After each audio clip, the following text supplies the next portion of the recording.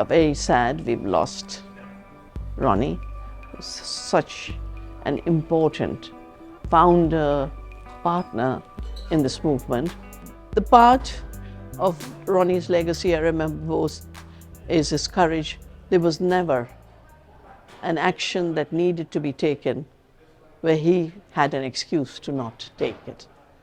The second is to know what action needs to be taken. The ultimate activist. So how do we carry on his legacy? Continue to work with courage, with clarity, with honesty.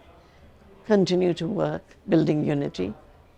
And the force of nature that Ronnie was, continue to build around that force as a catalyst. Years ago in 1995, he and I launched the campaign that every year, 2nd October, which is Gandhi's birth anniversary of civil disobedience, to 16th October, which is World Food Day, we are going to celebrate as days of action to resist GMOs, to resist corporate control. I think that's something we need to continue to do as Regeneration International.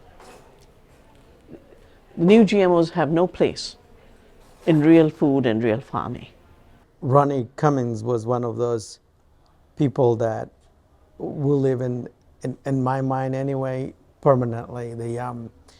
So having grown up in Guatemala during the war, I didn't know any of that was going on outside of the country, but there were people like Ronnie, and Ronnie was probably one of the strongest voices and bodies literally out there opposing the extermination of indigenous peoples in Guatemala by the army, supported by the US primarily. And you know, just the fact that there were people like him doing what he did outside without us even knowing literally opened up enough space and enough flexibility so that some of us could navigate the incredibly complex aspect of living in a country under siege by a large army that seeks to destroy the ancestral systems as a way to further complete the colonization processes and complete the systems of extraction. And what I am saying is exactly what Ronnie was saying, except in the opposite side of the world where the resources were coming from to accomplish those goals. And so as I think of, when I actually met Ronnie, I really loved him from the minute I met him because he represented those voices that we didn't know existed until later, and that we literally, some of us owed our existence to. And those relentless voices, tireless and fearless voices, that's what he was. And we lost a great revolutionary, we lost a great mind, incredibly, inspirational person, and really true and real. There was nothing fake. He was who he was. He did what he thought was right and never apologized for it. And that is what we needed. Those of us who didn't happen to grow up in a privileged country, we needed those with privilege to use their privilege so that we could at least have some equalization of our right to be humans, and he represented that to me. Ronnie Cummins was one of the co-founders of Regeneration International and one of the drivers. And he sadly passed away a few weeks ago. And for me personally, I'm still actually in shock and disbelief.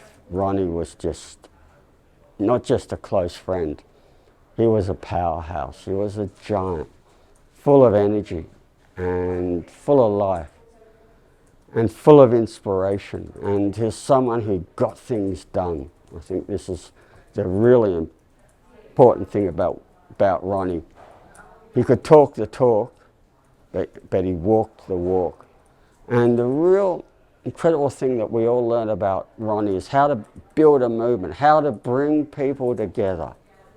And he was a driving force for Regeneration to take off. He got people together in Costa Rica, 2015, then again in Paris. And from there, the movement grew, people went back to their countries, and Regeneration started to take off. And Ronnie had such an important role in this. for all of us at the moment, we actually just feel this giant hole, this giant absence, and so we're all pulling together, and no one of us can replace Ronnie, but we're working out how all of us can take bits of the many things he did and keep growing Regeneration International and keep the big dream alive and turn it into a reality.